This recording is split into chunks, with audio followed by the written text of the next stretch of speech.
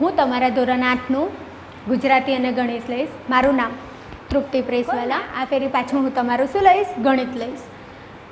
હવે આપણે ગણિતમાં પહેલું ચેપ્ટર કયું? સમય સંખ્યા. પણ એ પહેલાં તમને ખબર છે ઓનલાઈન કેમ ભણાવવાનું છે? અત્યારે આપણે લોકો ઘરે 3 મંથ્સથી બધા ઘરે છો ને તમે લોકો, તો અત્યારે થોડીક પ્રિપેરેશન કરવાની છે ઘર બેઠા.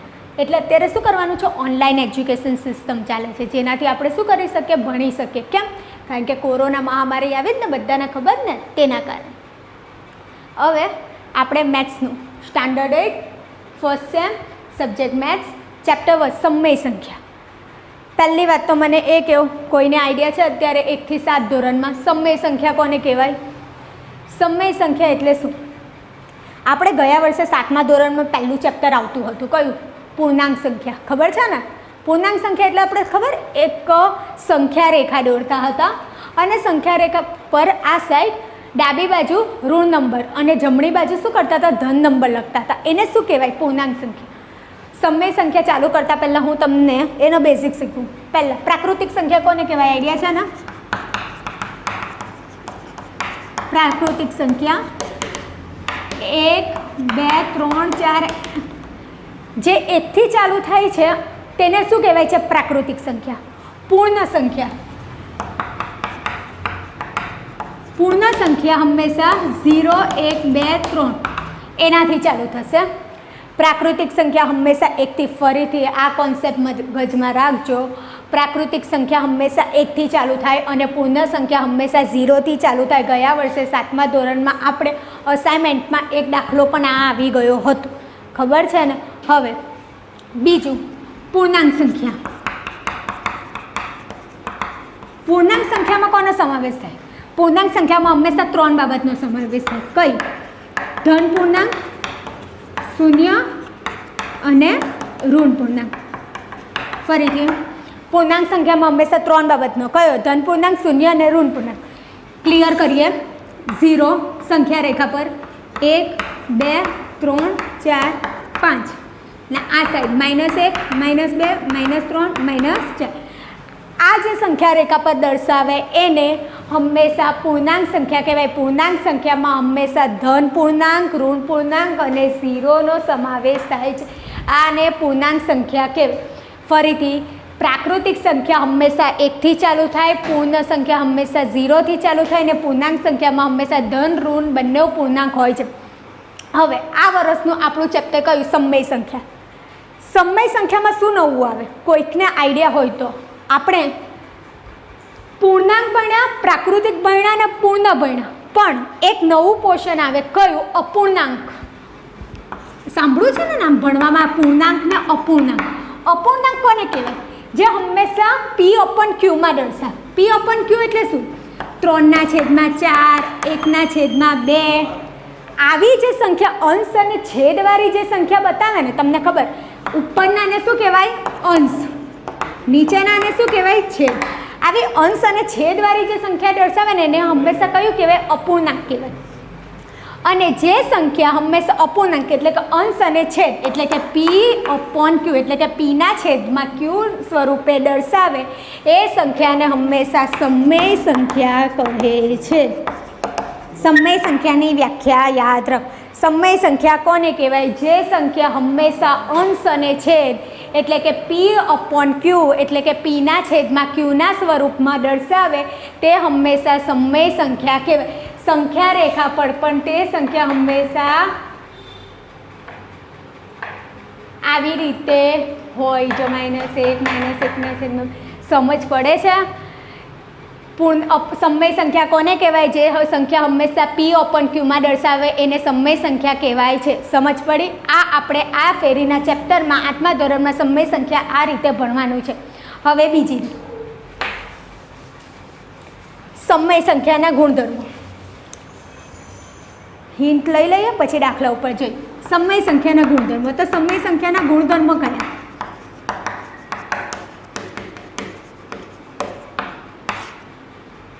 સમય સંખ્યાના ગુણધર્મો કરતાં પહેલાં સરવાળા આપણે ગયા વર્ષે ભણતા હતા 1 થી 7માં ભણી ગયા. સરવાળાની તટસ્થ સંખ્યા હંમેશા કઈ? સરવાળાની તટસ્થ સંખ્યા હંમેશા કઈ આવે 0 ને ગુણાકારની તટસ્થ સંખ્યા હંમેશા કઈ આવે 1. ફરીથી સરવાળાની તટસ્થ સંખ્યા 0 અને ગુણાકારની તટસ્થ સંખ્યા 1. મને કહો કે સરવાળાની તટસ્થ સંખ્યા 0 કેમ લેવામાં આવે, કેમ 0 જ લેવામાં?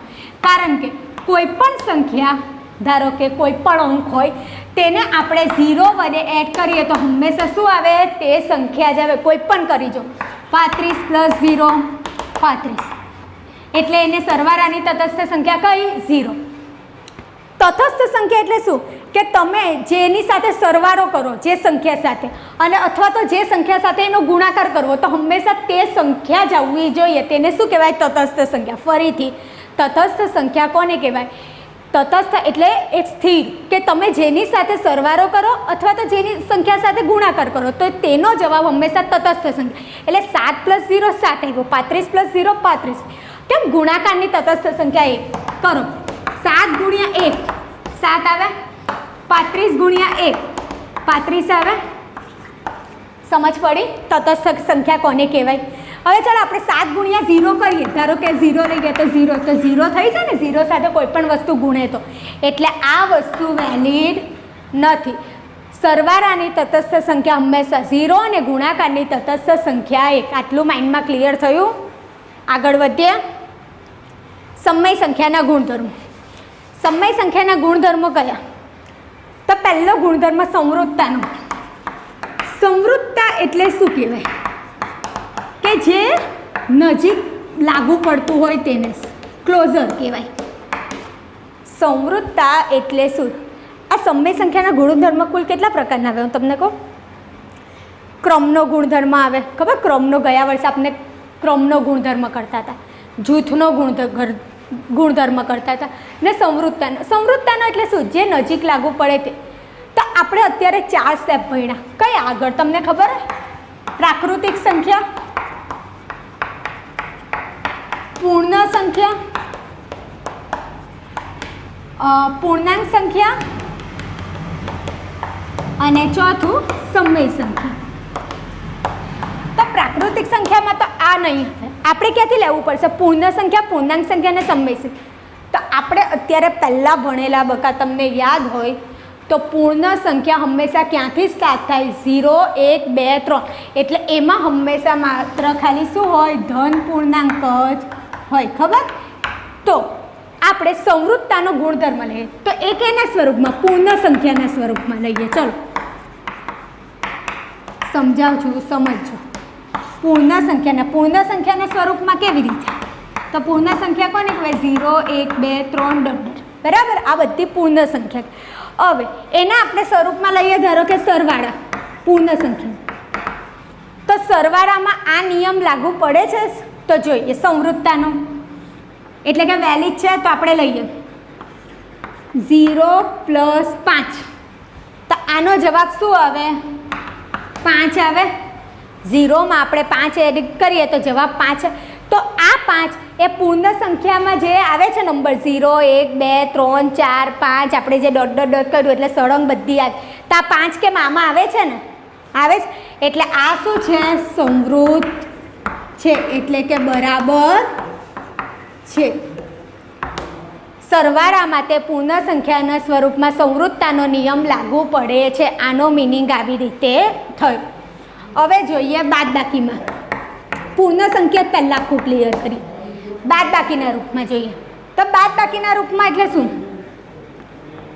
અહીંયા વચ્ચે સરવાળાના રૂપમાં તો એટલે સરવાળો કર્યો. હવે બાદબાકીના રૂપે તો આપણે તો લેવાની કઈ? પૂર્ણ સંખ્યા 2 - 3 લીધી તો કેટલી આવી? -1 આવી. આ તો આપણે શેમાં જોઈએ છે? 0 1 2 3 ધનમાં જોઈએ છે. આ તો શેમાં ચાલી ગઈ? ઋણમાં ચાલ્યું ગઈ. એટલે આ બરાબર નથી, લાગુ પડતું નથી. પૂર્ણ સંખ્યાના સ્વરૂપમાં સમજાયું? સમજ પડી ને કે નહીં પડી? પડી. ચલો હવે આપણે આગળ થોડુંક ચોપડીમાંથી ભણીએ. આટલું આપણે ભણવાનું છે. ચોપડીમાં કહ્યું તેમ જો સમય સંખ્યા હંમેશા પ્રાકૃતિક સંખ્યા એકથી 1 2 3 4 એ રીતે છે. પૂર્ણ સંખ્યા હંમેશા 0થી ચાલુ થાય. પૂર્ણાંક સંખ્યા તો ખબર, ધન સિરીઝ અને ઋણ સિરીઝ આવે તે. ને સમય સંખ્યા હંમેશા કેના સ્વરૂપમાં હોય? P/Q ના સ્વરૂપમાં હોય. હવે આપણે થોડાક દાખલા ઉપર જઈએ. થોડીક માહિતી ખબર પડી ને તો દાખલા ઉપર જઈએ.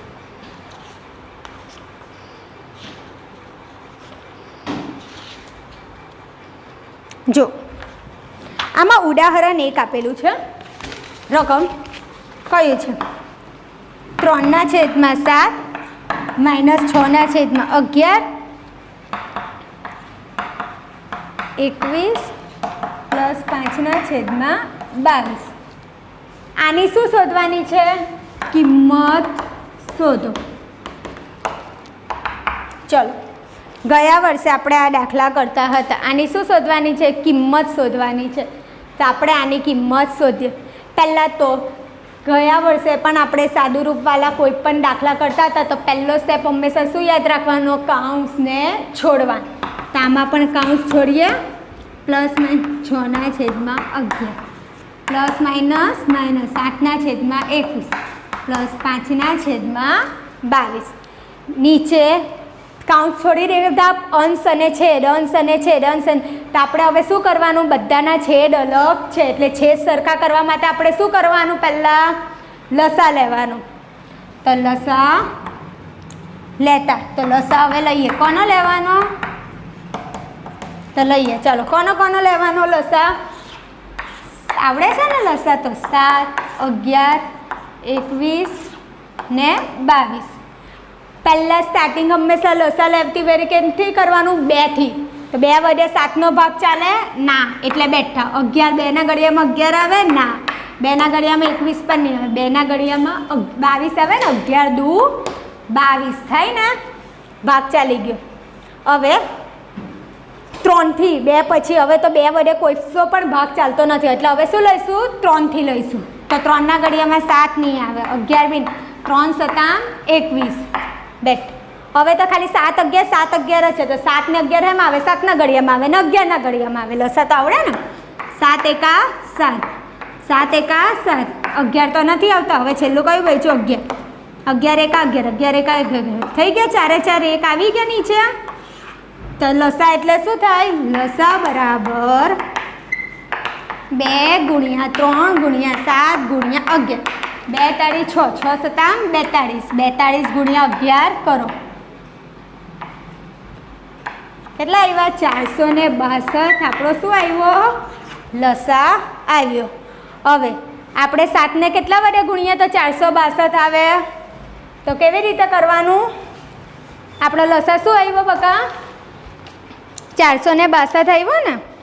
હવે આપણે આ બધાને શેની વડે ગુણવાનું છે? 462. તો ચલો 7ને પહેલાં ગણીએ. છેદ સરખા કરીએ ને. તો 7ને તો મને નથી ખબર તો હું કરીશ ખબર. આ જે 462 આવે ને એને શું કરવાનું? 7 વડે ભાગી દેવાનું. એટલે આપણે ખબર પડે કે કેટલા ભાગ્યા 462 કરી, કેટલા ભાગ્યા 7 × 7 કરીએ તો 462 આવે. તો આપણે આને ભાગી દઈએ. જો 7 × 7 = 49 થઈ જાય. તો 7 × 6 = 42. જો કેટલા આવ્યા? 66 શું થાય? 462 થાય. એટલે આને કેટલા વડે ગુણવાનું? 66 વડે. સમજ પડી? આપણે ગયા વર્ષે કરતા હતા, યાદ છે ને? હવે 11ના ઘડિયામાં 462 કેટલા આવે? તો 42 × 11. એ પણ એવી રીતે જ કરવાનું. 462 ભાગ્યા 11 એટલે 42. હવે 21ના ઘડિયામાં મને પાછું નથી ખબર તો હું શું કરીશ? 462 ભાગ્યા 21. 21 દુ 42. ચાલ 21 દુ 22.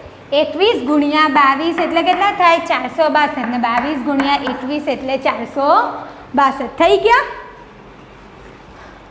થઈ ગયા ને? હવે આપણે શું કરવાનું? છેદ સરખા કર. તો ચાલો પાછા છેદ આયરા ગુણાકાર કર. હવે આને શું કરવાનું? આની હાથે ગુણવાનું, આને આની હાથે ગુણવાનું, આને આની હાથે. ગયા વર્ષે કરતા હતા ને, યાદ છે ને? ચાલો 76 કરો. 3 × 18, 3 × 18 ને 19, 2 × 12 25, 252 આવ્યું. હવે 22 અથા એટલે કે 176 ને 21 પંચા 105 ભાગ્યા 462 થઈ ગયા. આને શું કર્યું? 66 ગુણ્યા 3, 42 ગુણ્યા 6, 22 ગુણ્યા 8, 21 ગુણ્યા 5 ગુણી નાખ્યા, પતી ગયું. હવે આની શું કરવાની? બાદબાકી કરવાની.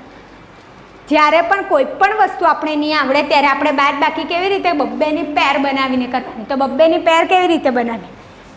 પહેલાં 198 માઇનસ 252 કરીએ. ચલો કરીએ. 198. હવે 198માંથી 252 જાય? નહીં જાય ને, એટલે શું કરીશું? Minus 252 plus 198 plus minus minus 12, 4ની ઉપર 14, 12માંથી 54 આવ્યું. 54 કેવા આવશે? માઇનસ. હવે minus 176 plus 105 plus minus minus બરાબર.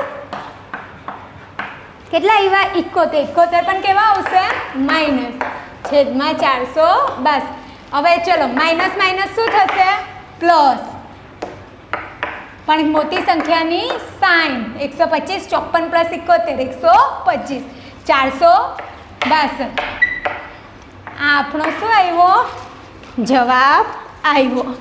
સમજ પડી દાખલો? જો ફરીથી હંમેશા કોઈ પણ દાખલાની કિંમત શોધવાની હોય તો સૌથી પહેલાં શું કરવાનો? કાઉન્સ છોડવાનો. કાઉન્સ છોડી દીધા. કાઉન્સ છોડી એટલે plus minus minus plus minus minus થઈ ગયું.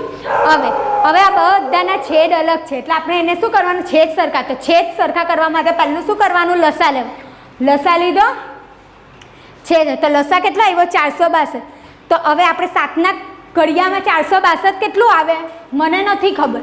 તો મેં શું કર્યું? 462 ભાગ્યા 7 કર્યું એટલે 66 આવ્યું. એટલે 66 કરીએ. 66 7 તો 462 આવે બરાબર. એટલે આને 66 વધે, આને 42, આને 22 ને આને 21. પછી આ જે આપણે શોધ્યા ને તેને ઉપરના પદ સાથે શું કરવાનું? લસા લઈએ એટલે ગુણી નાખો. 66 તરી 198, 252, 22 હતા 176 ને 21 પંચા 105 છેદમાં 462. બેની પેર બનાવી દેવાની. કીધું ને આટલું મોટી રકમનું નહીં આવડે તો બસ. તો 198 માઇનસ 252 કર્યું તો 54 ને મોટી સંખ્યાની સાઇન. 106 આની માઇનસ સાઇન છે અને આની પ્લસ છે. પ્લસ માઇનસ માઇનસ 176માંથી 105 કર્યું એટલે 71 ને મોટી સંખ્યાની સાઇન છેદમાં 462. એટલે જવાબ આવ્યો માઇનસ 125ના છેદમાં 462. આ થઈ એ. હવે આપણે બીજો દાખલો લઈએ.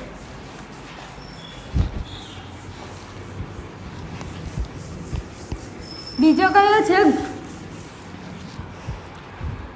ગુણાકારમાં. એમાં પણ આવી રીતે કિંમત શોધવા. 4 ગુણ્યા 5 3ના છેદમાં 7 ગુણ્યા 15ના છેદમાં 16 ગુણ્યા માઇનસ 14ના છેદમાં 9. આની શું શોધવાની છે? કિંમત શોધવાની છે. કિંમત શોધો. તો ચલો આપણે આની કિંમત શોધ્યા. બધા ગુણાકાર છે તો હંમેશા એટલું યાદ રાખવાનું કે સરવાળા બાદબાકીમાં છેદ અલગ હોય ને તો એનો લસા લેવો પડે, પણ ગુણાકાર બાદબાકીમાં છેદ અલગ હોય તો લસા લેવાનો નહીં. ગુણાકાર ગુણાકાર ભાગાકારમાં શું થાય? ઉપર નીચે ઉડે. ગુણાકાર ભાગાકારમાં છેદ લેવાનો સરખો કરવાનો નહીં, એ ઉડી જાય. તો ચાલ આપણે કરીએ. જો ફરીથી 4ના છેદમાં 3ના છેદમાં 7 ગુણ્યા 15ના છેદમાં 16 ગુણ્યા માઇનસ 14ના છેદમાં 9. ક્લિયર થઈ ગયું? હવે આપણે ઉડે 5 તરી 15 ઉડે, 4 ચોક 16 ઉડ્યું, 3 તરી 9 ને 7 દુ 14 ઉડ્યું ને. હા હવે ચાલો અંશ અંશના લખી દઈએ. હવે તો કશું રહેતું જ નથી, ઉડતું નથી. હવે જેટલું બાકી છે એટલું લખીએ. જો અહીંયા માઇનસ આ 4 ઉડી ગયા પણ માઇનસની ચિહ્ન છે ને એટલે -1 રે. ઉપર 3 અહીંયા ઉપર માઇનસનું ચિહ્ન રહી ગયું ને તો આમાં કા બીજું માઇનસ ઉડ્યું એટલે એ રે. -3 ગુણ્યા 2 છેદમાં 4 ગુણ્યા 3. જો હવે આ 3 પણ પાછા ચાલ્યા જાય છે. ઉડી ગયા. 2 દુ 4 ઉડી ગયા. ઉપર કઈ બચ્યું? કશું નથી બચ્યું એટલે માઇનસ ખાલી બચ્યું તે માઇનસ લખવાનું ને ઉપર કઈ નહીં બચ્યું હોય તો 1 1ના છેદમાં 2 આપણો જવાબ આવી ગયો.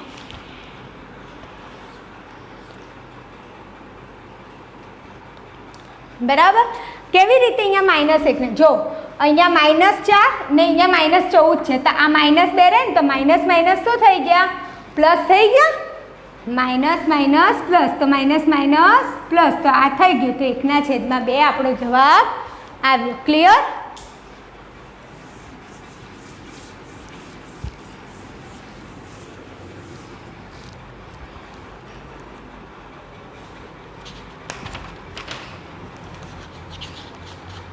હા, હવે આપણે ગયા વર્ષે ખબર બકા વિરોધી સંખ્યા ભણતા હતા. હવે વિરોધી સંખ્યા કોને કહેવાય યાદ છે ને? અપોઝિટ. ધારો કે 5, 5ની વિરોધી કઈ? -3.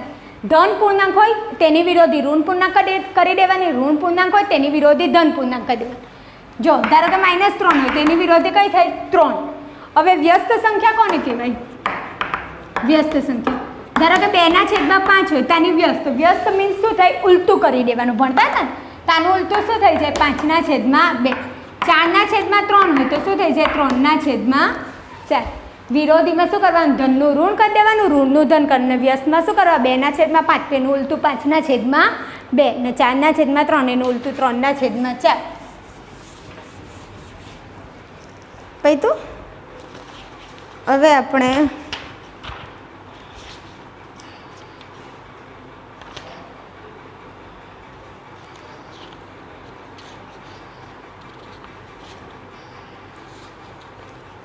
સ્વાધ્યાય એક્સરસાઇઝ 1.1 લઈએ, એમાં દાખલો કરીએ. ચલો એક્સરસાઇઝ 1.1માં પ્રશ્ન 1 છે. ચલો પ્રશ્ન 1નો પહેલો દાખલો કરીએ. કયો? માઇનસ કિંમત શોધવાની છે. -2/3 ગુણ્યા 3/5 પ્લસ 5/2 -3/2 ગુણ્યા 1/6. આપણે આ દાખલો છે, આની શું શોધવાની છે? કિંમત શોધવાની છે. હવે યોગ્ય ગુણધર્મનો. યોગ્ય ગુણધર્મ એટલે કયો? આપણે ગયા વર્ષે ક્રમનો ગુણધર્મ ને જૂથનો ગુણધર્મ. ક્રમ એટલે શું? સરખા હોવા જોઈએ, ઉલટ સૂત્ર. ને જૂથ એટલે શું? આપણે પેર બનાવતા હતા, જૂથ ગ્રુપ પાડતા હતા. હવે આમાં તો કોઈ સંખ્યા એવી મને મેચિંગ દેખાતી નથી. જો ખાલી એકમાં મેચિંગ કઈ દેખાય? 3/5 ને -3. પણ આ એક પ્લસમાં છે ને એક માઇનસમાં છે. આપણે ખાલી કિંમત શોધવાની છે. આપણે આપણી રીતે દાખલો કરીએ. ચલો કઈ રીતે કરવાનું છે? પહેલાં તો ગુણાકારવાળા પદને એક કરી નાખીએ. બરાબર, એટલે ઉડતું ઉડી જાય. પ્લસ 5/2 -3/5 ગુણ્યા 1/6. ક્લિયર. આને એક કરી નાખ્યું એટલે ઉડતું ઉડી જાય. નહીં તો આ માઇનસને અહીંયા બહાર રાખો, આમ પેર કરી નાખો. બરાબર. જો 3 ગયા 3 ગયા ઉડી ગયું. અહીંયા 3 દુ 6. હવે કશું નથી ઉડતું. હવે ઉપરનું લખી દો. -2/5 પ્લસ 5/2 -1 થાય. -1/, માઇનસની સંખ્યા 12 12 1/2. ક્લિયર. હવે અહીંયા 5 2 2 વચ્ચે સરવાળો અને બાદબાકી. હમણાં જ કહ્યું હતું સરવાળા અને બાદબાકીમાં છેદ અલગ હોય તો આપણે એને શું કરવાના? સરખા કરવાના. તો એ છેદને સરખા કરવા માટે આપણે શું લેવાનો? લસા લેવાનો. તો લસા લઈએ. 2 ને 5નો લસા આવશે. 2 2 ને 5. તો ચલો લસા લઈએ. 5 2 અને 2. 2 એકા 2 2 એકા 2 5 એકા 2 થઈ ગયા. લસા કેટલો આવ્યો? લસા 10. બરાબર, લસા 10. ચલો 5 ને કેટલા વડે ગુણીએ તો 10 આવે? 2. 2 ને કેટલા વડે? 5 ને 2 ને 5. હવે આને આની સાથે અત્યારે જ કહી રહેલું ને આગળના દાખલામાં. 2 દુ 4 -4. પાછું 25. 5 એકા 5 છેદમાં લસાના 10. -4 પ્લસ 25માંથી 5 બાદ કર્યા એટલે 20/10. Plus minus 16/10. 16/10. હવે આના ભાગ પડે તો પાડી દો, ઉડતું ઉડાડી દો. તો કેવી રીતે? 8 દુ 16 ને 5 દુ 10. ઉડતું ઉડી જાય એટલે 5.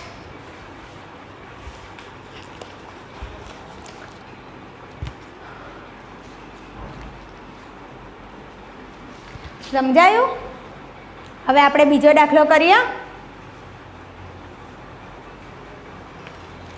સોરી, જો છોકરાઓ, અહીંયા 5 દુ 10 થશે. આપણે મિસ્ટેક કરી. 5 દુ 10 એટલે અહીંયા કેટલા આવશે? જો આ દાખલામાં એક સ્ટેપ આપણો રહી ગયો. કયો? જો ફરીથી અહીંયા -2/5 પ્લસ 5/2 -1/5 દુ 10. લસા કેટલો આવ્યો? 10 જ આવશે. 5 દુ 10, 2 પંચામ 10, 10 એકા 10. લસા 10 માઇનસ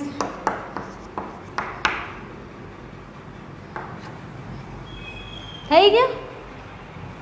10 એકા 10. હવે કરો. હવે શું થશે? 25/10. -24 થશે ને? -4 + 24 10. કેટલા થશે? 20/10. 0 ગયા 0. જવાબ કેટલા આવ્યો?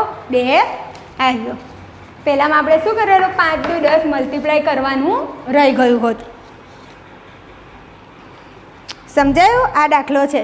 પછી જો નીચે પ્રશ્ન 2 જો નીચે આપેલી વિરોધી સંખ્યા લખો. તો વિરોધી સંખ્યા ખબર ને? 2/8ની વિરોધી કઈ થાય? -2/8. આવડે ને? ધનનું ઋણ કરવાનું, ઋણનું ધન કરવાનું. ઘરે ટ્રાય કરજો. વ્યસ્ત સંખ્યા, વ્યસ્ત અત્યારે શીખવી. શું કરી નાખવાનું? જો ક્યાં છે? 1/5 છે તો 1/5ની વ્યસ્ત શું થાય? 5/1 બરાબર 5. આગળના દાખલા બધા એ રીતના છે. ટ્રાય ઘરે કરજો.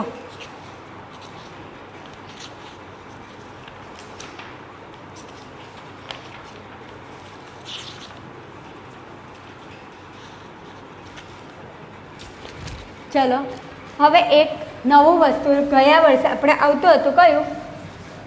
તે લઈએ.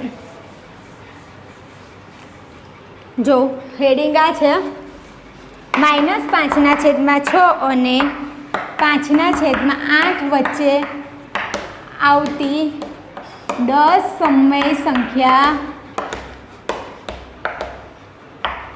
લખો. ચાલો, -5/6 અને 5/8. આની વચ્ચે આવતી આપણે શું લખવાની? સમય સંખ્યા એટલે શું? આ બેની વચ્ચે જેટલી સમય સંખ્યા, પણ કેટલી લખવાની છે? 10. તો સૌથી પહેલાં શું કરવાનું? આવી રીતે લખવાનું. આના અંશ અલગ, આ અંશ સરખા છે, છેદ અલગ છે. તો આપણે આનો પહેલાં શું કરવાના? છેદ સરખા કરવાના. તો 6 અને 8 છે તેનો શું કરી લેવાનો? લસા લેવાનો. 2 તરી 6, 2 ચોક 8, 3, 2 દુ 4, 2 એકા 2, 3 એકા 3, 2 દુ 4 દુ 8 તરી 24. લસા કેટલો આવ્યો? 24 આવ્યો. તો અહીંયા શું કરવાનું? 6 ચોક 24 ને 8 તરી 24. હવે આને ગુણી નાખીએ. આપણે કરીએ 5 ચોક 20/24 અને 5 તરી 15/24. થઈ ગયું? -20 અને 15 બંનેના છેદ સરખા થઈ ગયા. હવે આપણે સંખ્યા રેખા પર કરીએ છીએ આમ 0, -1, -2, -3, -4, -5, 6, 7, 8, 9, 10 એવી રીતે લખીએ છીએ ને જ્યારે સંખ્યા રેખા ઉપર. જો ઉપર લખું -1, -2, -3, આ સાઈડ બધી ધન આવશે, આ સાઈડ ઋણ આવશે. 5, 6, 7, 8, 9, 10, 12, 13, 14, 15, 16, 17, 18, 20. હવે -20 અને 15ની વચ્ચેની સમય સંખ્યા. -20 અહીંયા આવે ને +15 ક્યાં આવે? આ 0 છે ને એની આ બાજુ બધી. તો આ બંને વચ્ચે કેટલી સમય સંખ્યા લખવાની છે? તો આ બધાની વચ્ચે જેટલી આવતી હોય ને એ બધી સંખ્યા લખી. તો -20, તો -20 પહેલાં કઈ આવે? -19/24, -18/24, -17/24, -16/24, -15/24, -14/24, -13/24 -12/24 -11/24 -10/24 -9/24 -8/24 -7/24 થઈ ગઈ 1 2 3 4 5 6 7 8 9 10 થઈ ગઈ ને 10 જ આપણે લખવાની છે આ બધી વધારાની આપણો જવાબ સમજાયું આવી રીતે કોઈ બે વચ્ચેની સમય સંખ્યા શોધવાની હોય તો શું કરવાનું આ બંનેના પહેલાં છેદ સરખા કરવાના છેદ કરીએ એટલે લસા લેવાનો લસા કેટલો આવ્યો 24 પછી છે ને આને ભૂલી જવાનું પછી આને ધ્યાન રાખવું કઈ આવી ઉપર -20 અને 15 તે બંને વચ્ચે જેટલી પણ આવે સંખ્યા રેખા પર જોવાનું ઉતરતા ક્રમમાં જવાનું એટલે -20 19 18 17 16 આવ્યું એ આપણી સમય રેખા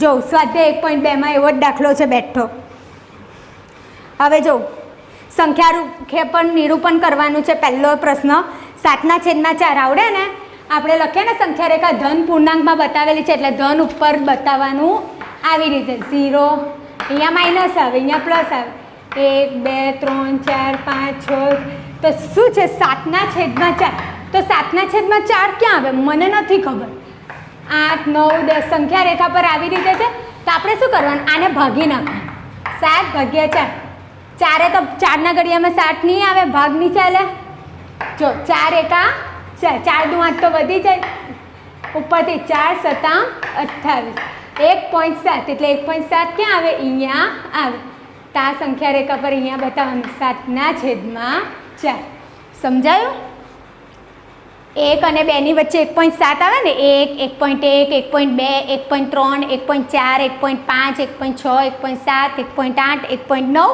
ને 2 પછી 2 ને 3 ની વચ્ચે કેટલી આવે 2.1 2.2 2.3 2.4 2.5 2.6 2.7 8 9 3 સમજ પડી